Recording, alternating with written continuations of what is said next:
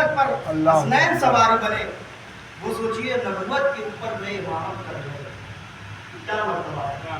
खुदा ने जो है नबूवत के ऊपर इमामत को रखा।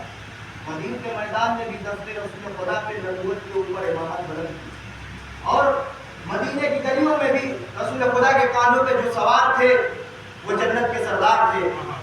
निज़ाम गिरामी, ये वो हबीब इब्न मज़ाहिर हैं जिन्हें दो जिंदगियां अता हुई। एक जिंदगी परवरदिगार ने अता किया और एक जिंदगी हज़रत इमाम हुसैन अलैहिस्सलाम की तरफ से अता हुई।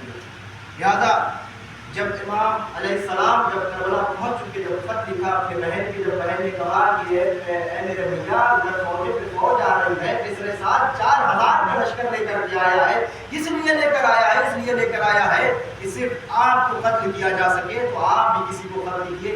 तो तारीख में तो जो खत मशहूर हुआ है वो सबसे ज्यादा हबीब इब्न मज़ाहिर का खत मशहूर हुआ है, मगर इमाम अलैहिस्सलाम ने, इमाम हुसैन अलैहिस्सलाम ने दो खत लिखे थे।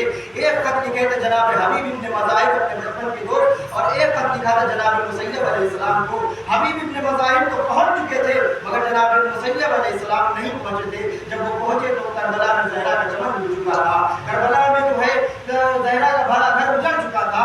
हाँ अज़ीज़ान गिरामी, खुदा कोई बंदा नहीं सिवाय गमे मजदूर में करबला के।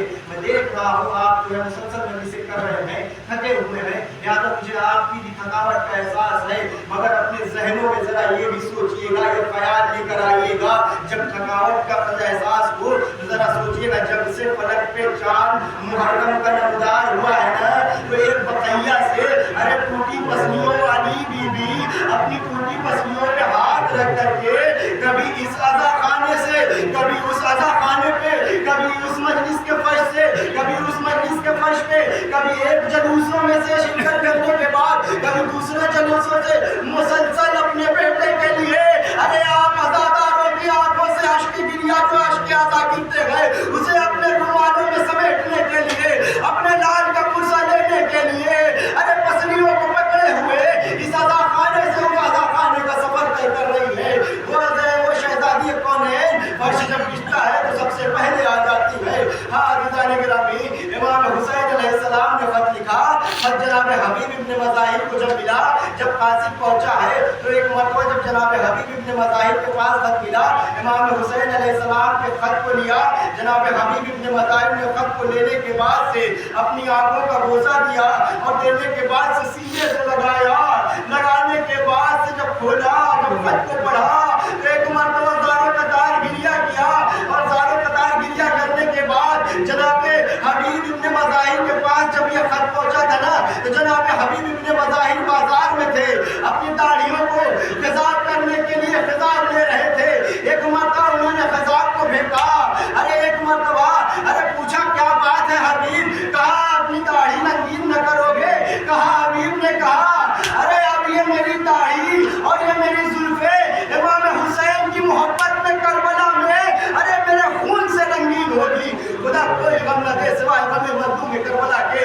ये है मैयार, ये है आला मकाम हबीब इब्न मज़ाहिर का। हबीब इब्न मज़ाहिर घर आते हैं, घर आने के बाद से अपनी ज़ौजा को पूरा माजरा बताते हैं और कहते हैं कि ऐ मेरी ज़ौजा, ऐ मेरी शरीक हयात, ये बताओ मुझे फैसला क्या लेना है। एक मरतबा अभी ये गुफ्तगू कर ही रहे थे, जनाब हबीब की ज़ौजा, जनाब हबीब अपनी ज़ौजा का इम्तिहान लेना चाह रहे थे कि एक मरतबा जनाब हबीब की ज़ौजा ने कहा अरे हबीब, अरे क्या तुम्हें अभी भी गैरत नहीं है?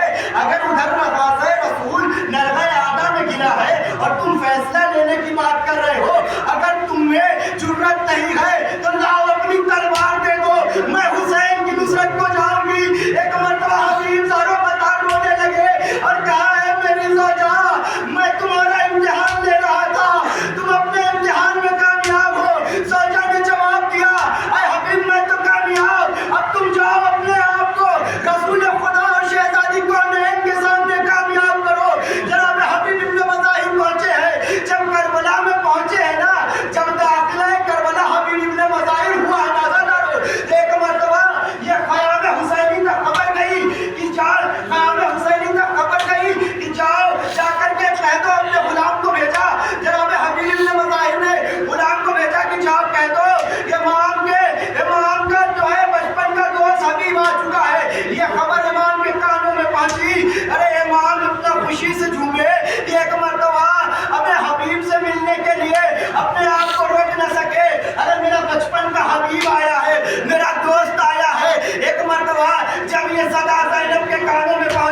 جب یہ صدا کلثوم کے کانوں میں پہنچی تو ایک مرتبہ زینب نے کہا اے بھیا ارے حبیب کو علی کی بیٹی کا سلام کہہ دیجیے گا.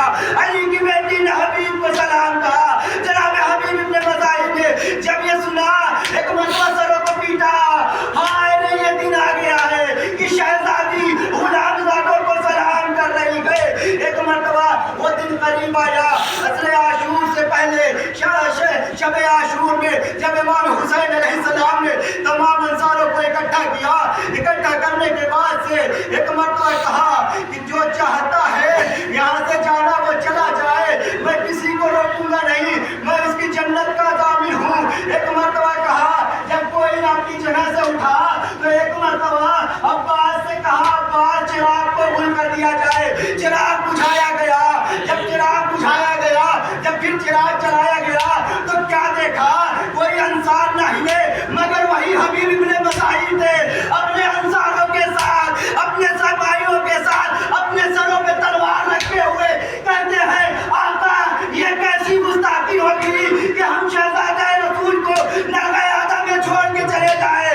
اگر آپ کہیں تو اگر وہ دن ہی نہ آئے میں اپنی تلواروں سے اپنے سروں تن میں جدائی کر لیتا ہوں. ایک مرتبہ یہ نصرت کا جذبہ دیکھ کر امام حسین نے حبیب علیہ السلام کو گلے سے لگایا. آزاداروں وہ وقت بھی قریب آیا. جناب حبیب ابن مظاہر جب میدان میں آئے ہیں نا, مقتل میں آئے, آنے کے بعد سے جنگ کرتے ہیں. جنگ کرنے کے بعد سے ایک ایک جاننے کے دشمنوں کو واسطے جہنم کرتے ہیں. یہ کرتے جاتے ہیں, کہتے ہیں کیا تم نے علی کے شیر کو اکیلا پا کے نرغہ آدم میں گھیرا تھا؟ علی کے شیر تک پہنچنا ہے تو تم کو سب سے پہلے ارے غلام حبیب ابن مظاہر سے گزرنا ہوگا. حبیب کی کمر جھکی ہوئی تھی مگر سر نہیں جھکے ہوئے تھے. نصرت کا جذبہ یہ تھا. یہ ایک مرتبہ ارے بڑھاپے کی جنگ کو تاریخ میں جوانی کی جنگ کہا. کوئی جوان بھی ایسا نہ لڑا جس طریقے سے حبیب ابن مظاہر کربلا کے مقتل میں لڑے. ایک وقت وہ قریب آیا, گھوڑے کی زین پہ سنبھل نہ سکے, ارے جسم زخموں سے چل نہیں ہو چکا. حبیب نے آواز دیا السلام علیکم یا ابا عبداللہ, اے میرے آقا میرا آخری سلام قبول کیجئے. ادھر حبیب کی صدائے امام کے کانوں میں پہنچی. امام اپنے بچپن کے دور حبیب کی صداؤں کو سن کر گرتے پڑتے ہوئے لاش حبیب کے قریب پہنچے. جنت کو پرواز کر گئی.